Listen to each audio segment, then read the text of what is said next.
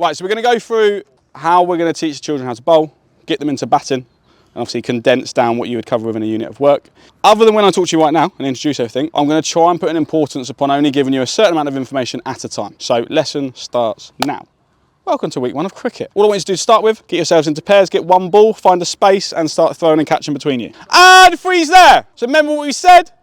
If something doesn't look right within your lesson and you want to change it straight away. Straight away, you're all stood still. What have we just covered? Moving around, okay? Obviously, you want to be stood still when you go to catch or when you throw, but we can add the movement in the middle. So this time, once you've thrown it, you have to move into a different space. Off you go.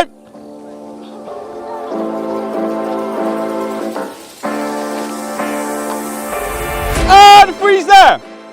This time, if your throw is overarm, your next throw needs to be underarm. Quickly remind me, how many hands should we be catching the ball with? 2, off we go.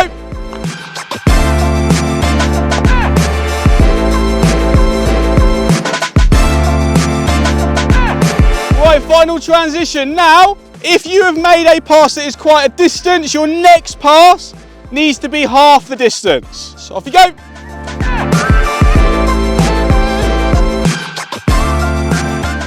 Right, if we had a heat map based upon your positions, put your hand up if you think you've covered the whole playground. What, this whole corner? This time, every time you catch it in one of our corner squares, you get a point, okay? So if Charlotte's got the ball here, I'm Charlotte's partner. If I receive the ball inside the square and I catch it, we get 1 point, and then we've got to go to a different square. Off you go. There's one thing marvellous about teaching sports enthusiasts is they behave the same as they did when they were 7. Zach and Ash, can you please demonstrate your amazing throwing and catching abilities for me?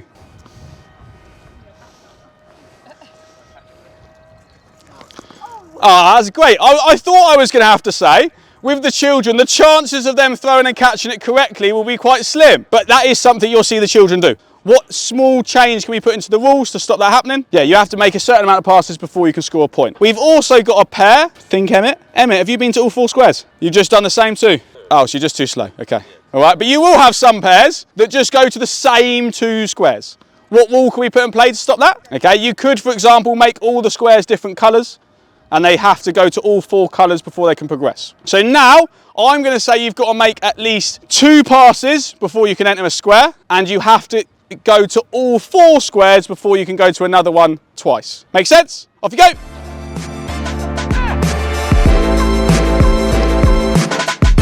Especially as you're adults, we're going to add in 1 rule. You're all going to start on 0. Every time you catch it in the square, you get a point. If you drop it at any point, you lose a point. Off you go.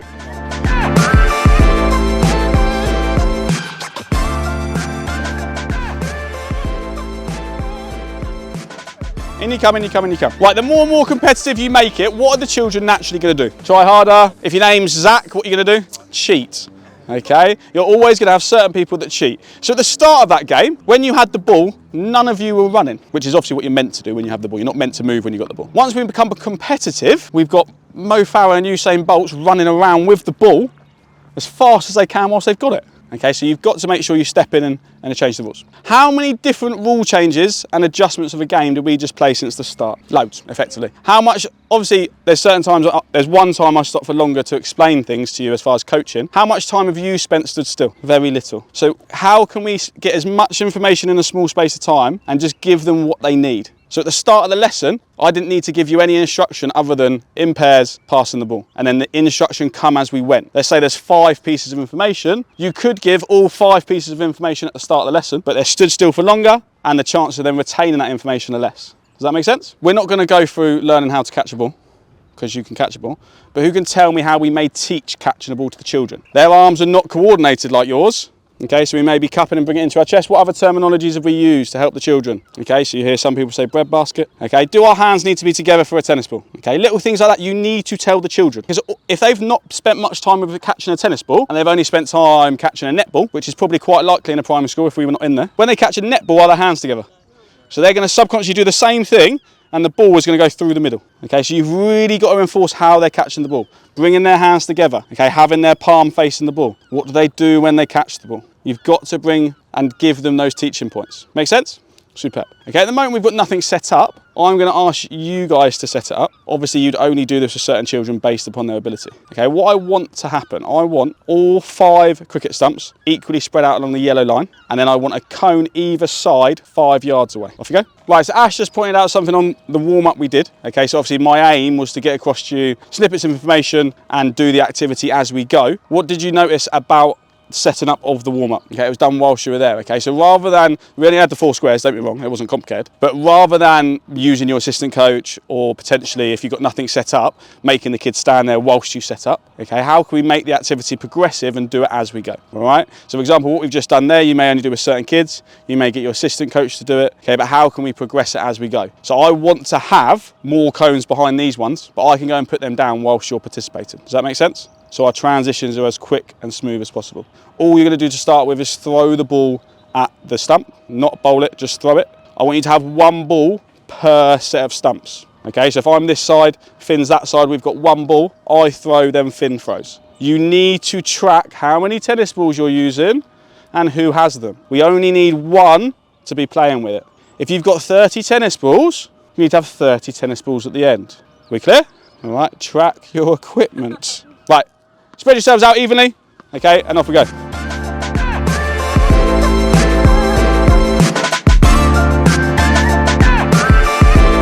Right, so we've skipped certain things. So we haven't done our long and short barriers. We haven't done our fielding.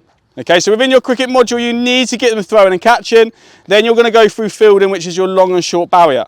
Who wants to demonstrate a short barrier?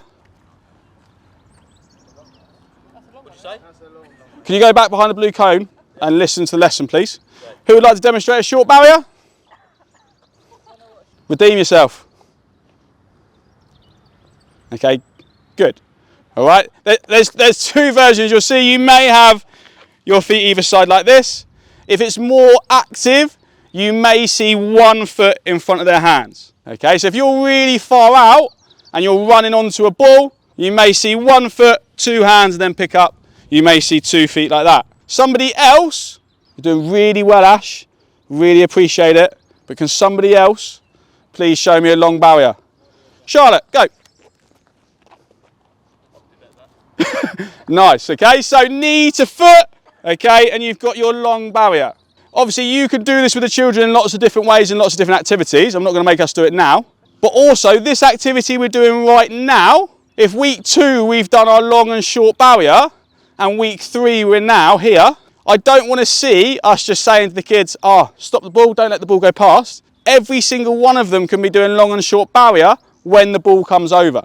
Does that make sense? So when the ball gets thrown over now, I want to see you do a long or a short barrier to stop the ball. Off you go.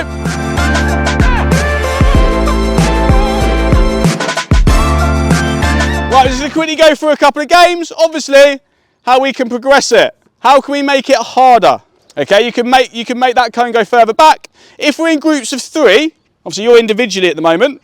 If we've got 3 people behind each cone, how can we differentiate per person? Because if I've got 2 people that are hitting it every time, and I've got 1 child that is really struggling, what can I do to challenge all 3 of them differently? Good, yeah, so have different colours. You may have a blue line, a yellow line, and a green line. Once you've hit it from the blue line, you move back to the yellow line. Once you've hit it from the yellow line, you move back again, and they can be at different points. Does that make sense? What I don't want to see is you just tell the whole class, go back 3 yards, because the whole class isn't at the same place. We'll stay as we are for now. If you hit the stump, you take it out, you keep going. Once you're left with the base, you've got to hit the base, but the ball cannot bounce. Once you have done it, shout out winner, winner, you'll be a winner.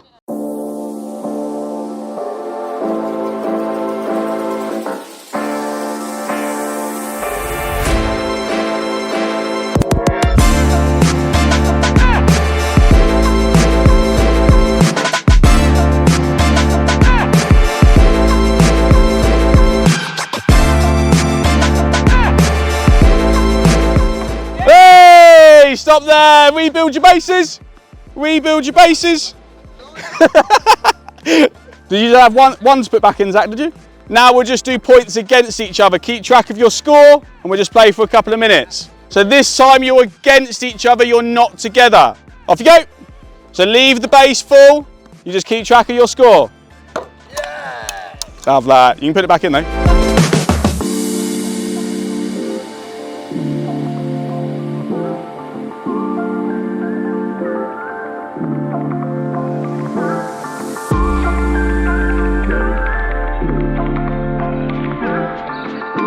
We're going to go completely individual. So you all start on blue. If you hit the stumps, you move back to green. If you hit the stumps again, you go to red. Round 1, if you hit at blue and go to green and miss at green, you stay at green. Round 2, if you miss, you go back, okay? So if you miss at green, you just stay at green until you hit, then you go to red. If you hit at red, you win out of everybody here. Off you go.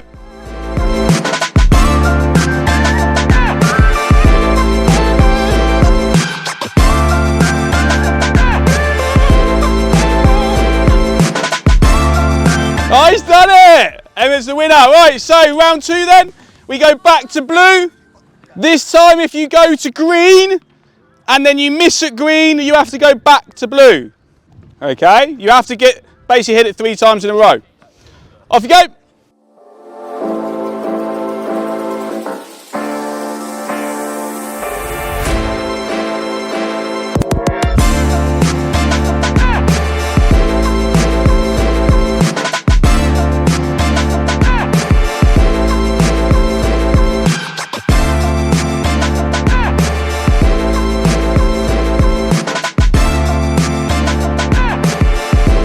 And do still. Now you're on blue. Rubbish, isn't you? Rubbish.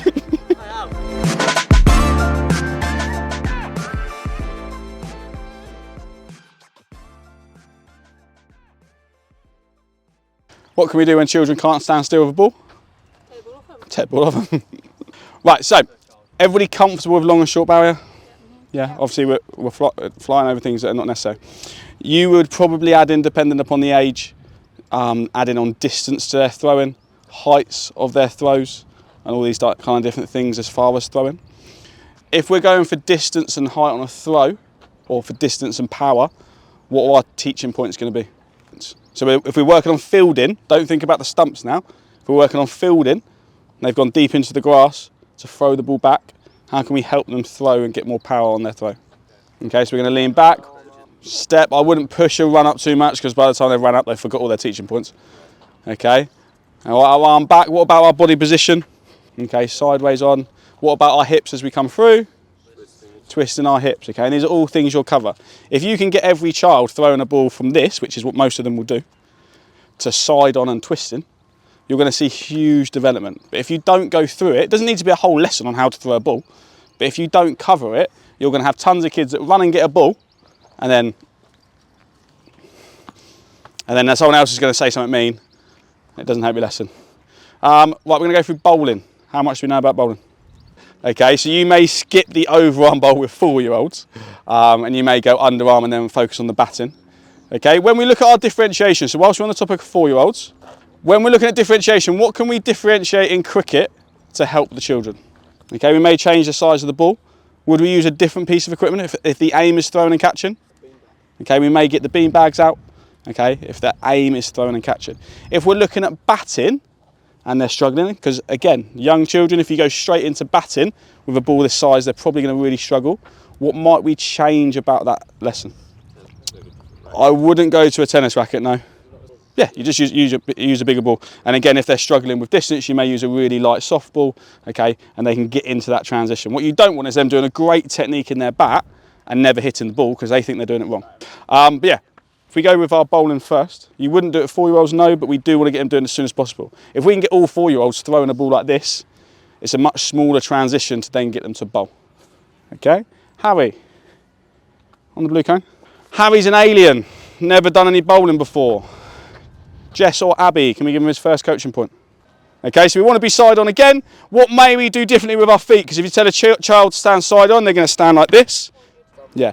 Okay, again, if we oversimplify things, if you then told a child to point their toes forward, they're just going to go like this. Okay, so if you're going to make it really simple just to get them through it, is just their front foot faces forwards. Okay, you need their body to be open, because if they're facing forwards, you're never going to get the swing. Okay, so it's just sideways on, front foot pointing forwards. Next coaching point, Emmett. Release from, no, start from behind your head, release in front. What, for a bowl? Where did you just start? Where are you starting? Where are you starting? Oh, sure, in front. Okay, what's the terminology we can use with the kids? Okay, bite the apple. Okay, windmill, anything that goes round. Okay, bite the apple. So you literally did it, Emmett. Okay, so if we're sideways on, bite the apple. Have a. Okay, we're going to bite the apple. Then you want them to come all the way round. Finn, how may we teach them their arm correctly? What do we need their arm to do? Okay, stay straight, good. Okay, so yeah, so we had windmill. I like to use clocks. There's a reason for it, because then we go on to when you release as well. Ash, what's your one to use? Okay, draw the 6, so then doing the number 6. Okay, so if Harry's there eating, he draws the number 6 and comes over. I prefer clock hands. It's completely your choice what you use. Okay, I would use a clock hand and just get them to stand here, practice. This is our clock hand. Do clock hands bend? No. Okay, and a clock hand has to go all the way around. What would be, oh Holly, this is a hard one, you make it though. When we come round, what does my arm need to do? But if I come round here, my arm needs to brush the ear, okay? So what, like, literally, what have I just done with Holly to help her that you could literally do with the kids? Okay, I've done a demonstration, but she didn't have a clue what I was talking about, and I picked up on that. But what have I done? Pointers. Have I given her the word ear? No, because if I tell her, do I want to come around and brush my ear, and she says yes, she is just agreeing with the teacher. Okay, you need her to think, or him, think about the clue you're giving them. So if you literally physically touch your ear, they still have to think ear and say it themselves. Okay, so as our clock hand comes around, we clip our ear, and then we look at our release. If we're still on our clock analogy, what time are we going to release the ball? Yeah, normally 1 or 2 o'clock. Okay, but again, if you stand there, it depends on what bowl you're trying to do. Your adult's quite close here. So when you go back to the red, are you going to release it at the same time? No, because you need the angle to be different. If you tell a group of children, oh, so as we come around with our clock hands, you're going to release at 1 o'clock, are they going to fully understand what I've just said? Some of them might. Some of them might. Okay, what could I do to really emphasise my clock analogy? To really get everybody showing me they understand? Because I guarantee at least one of you probably right now doesn't understand.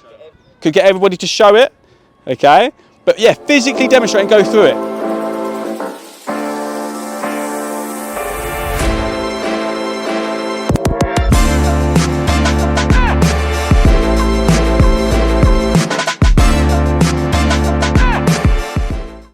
What have we done within this session to increase the amount of bowls you have, time spent doing the activity, etc.? Okay, just the more equipment. Okay, you cannot turn up to a lesson with 30 children and have 2 sets, like 2 stumps. Right? I was annoyed that we only had 5 or 6. Okay, but if I've got a class of 30, I want, ideally 8. I want the groups to be 2s and 3s. If you do this same activity in groups of 6, it's rubbish. So I don't want to come in and you've got 4 sets of stumps and they're all in groups of 6 and you go, Jack, but that's what you told us on CPD day. They're in the group of 6. Are they going to be on task if they're in a group of 6? Are they going to be learning as much? Okay, that's your responsibility as a coach for your session to ensure you've got enough equipment. Okay, yeah, they get bored quicker, they're off task, they're not learning, a whole line of negatives. You want them in 2s and 3s. So this is our setup. We've got our wicket keeper, our batter, our bowler and our fielder. Okay, really easy from this setup for people to transition through the roles and have lots of goes at all the things. Yeah, George, first point for Zach. Sideways on. Jess. Look in the direction of the ball. Looking at the direction of the ball. Alfie, can you help us out here? We're doing batting. So we need to pick the bat up. There we go, that's great. You're going to put your dominant hand, which is the right hand, on the bottom, just so I can see. No, this hand on the bottom. So your right dominant hand. Oh, sorry, the top. Sorry. You put in the other hand on here. It's the other way around. No. No, right, stop. It's because I'm left-handed, so I do everything differently. Right, this one there, this one here. This one at the top. Okay, there you go. You need it probably, you're looking at, in line with your waist. And then, there you go. Sorry, Right, so to go back through it. Okay, so he's now side on. What about his bat? Can he hold his bat however he wants? Finley. Good, okay, he wants to have a flat side of his bat facing the bowler. What, if we're going for a standard, normal front drive hit, how do we want him to swing the bat? Okay, what you don't want is them picking him up like this. Okay, you're going to get loads of kids, they're like this. I'm ready. Okay, and you don't. You want to get them in their side-on position, bat facing forward, and trying to come through. Okay, as that comes through, he's going to put his front foot forwards. Okay, and his bat is going to come alongside, so go next to your leg, next to your knee. His bat is going to come alongside his leg. Okay, that's really important. Okay, if he extends it, that's fine, but they need to come through in that formation. All right, so Zach's hit it. Very simply, Holly, fielder goes to bowler, bowler goes to batter, batter goes to wicket keeper goes to fielder. Off you go.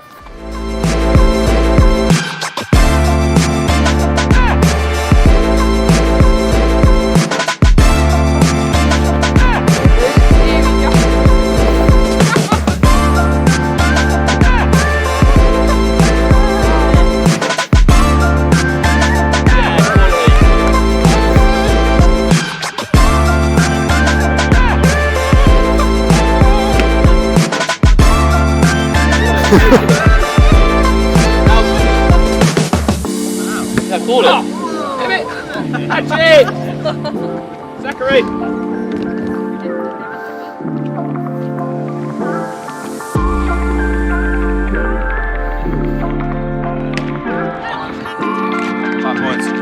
And stop there. From this setup, how could we progress it and get ourselves closer to quick cricket or a cricket game? Okay, we could add in runs, so the runs could be backwards and forwards. What else could the runs be? Good, okay, we can put the cone either side and they're running side to side. You can change the rules on, if you've got, for example, how can you stop the children that are, well not stop them, but how can we rotate the children and ensure that one person's not batting forever? Limit the points.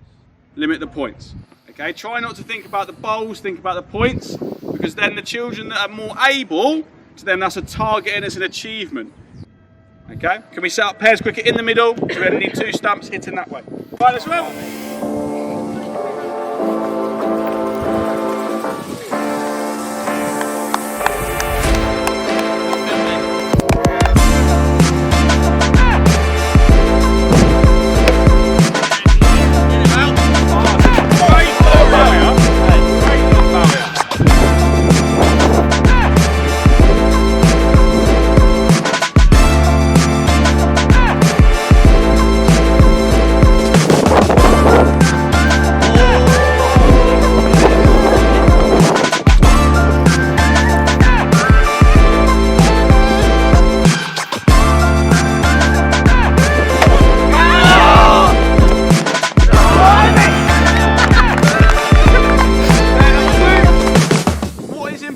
Still doing even when playing pairs cricket or a competition? Are we just putting them into a game and letting it happen? Good, we still need to be going over the coaching points. Okay, they're going to have fun. They've been waiting to play this game for 6 weeks. They're going to enjoy it. But our job now is not to stand back and have a good time with them. Okay, we've got to be doing everything we can to improve the children and make them better and still be educational. So when someone's coming in and bowling, if they're not doing it right, we need to be telling them. If Ash comes in and makes a mistake, should I just be telling them what he's done wrong? What could I do to get everybody involved? Ask the rest of the group what he's done wrong, okay? If a ball gets hit and it's missed, are we asking them why they're not doing long and short barrier? If they're not catching it, are we giving them coaching points? We're still enforcing the teaching points throughout. Does that make sense? Your main point to avoid as far as behaviour management is you don't have the groups of people having a conversation and not joining in. What can we do to avoid that? Okay, yes, I might change my position. I might stand over here for a little bit. I might move over there. What else can we do? Move them closer, get them involved. Okay, I don't want to see too much of you joining in. At holiday camp, different story. It's a lot more enjoyable. We've got 30 kids on the playground trying to play cricket. I do not want to see the coach batting and bowling. All right, end of story. I do not want to see the coach batting and bowling, unless it is educational in some way, shape or form, not just so you can think you're Freddie Flintoff and run around screaming and shouting. All right, we are getting the children to participate.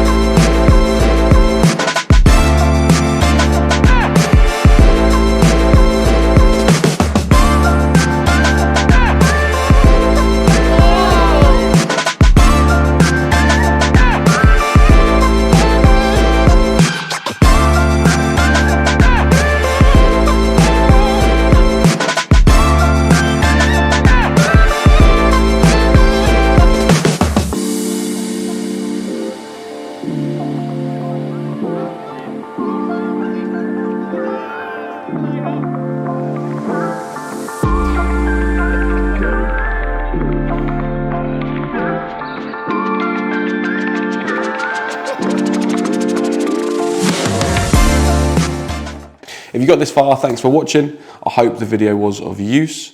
If you want to keep up to date, we're going to be posting lots on our YouTube channel moving forward. So make sure you subscribe. All of our socials will be down in the description below. And if there's anything specifically you want to see in the coaching sector, please put it in the comments and we'll be sure to make a video.